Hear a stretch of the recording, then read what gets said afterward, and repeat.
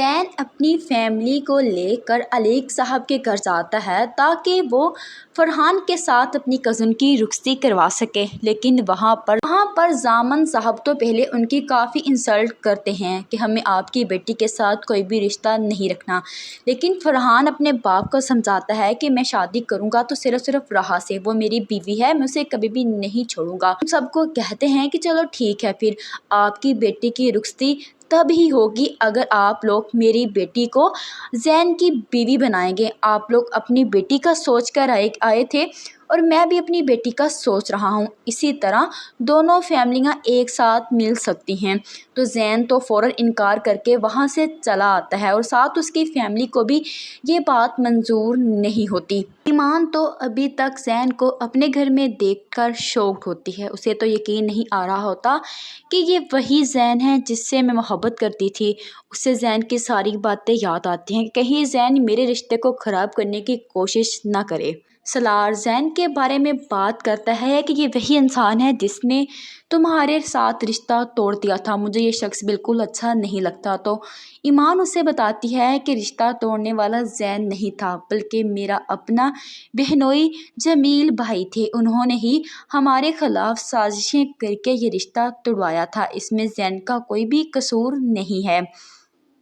دوسری طرف سویرا اپنے بچوں کو اسکول چھوڑنے آتی ہے تو وہاں پر جمیل آ پہنچتا ہے اور کہتا ہے کہ مجھے اپنے بچوں سے ملنا ہے، لیکن سویرا نہیں ملنے دیتی۔ وہ کہتی ہے کہ میں کبھی بھی اپنی بیٹیوں پر تمہارے جیسے باپ کا سایہ نہیں برداشت کر سکتی،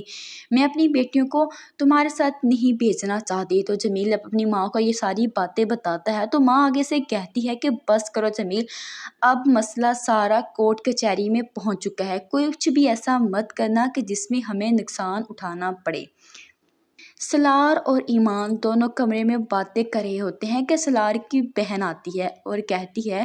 کہ بھائی ایک نیا مسئلہ کھڑا ہو چکا ہے، فرحان راحہ سے بہت پیار کرتا ہے اور میں ان کے درمیان نہیں آنا چاہتی، لیکن بابا ہے کہ مان ہی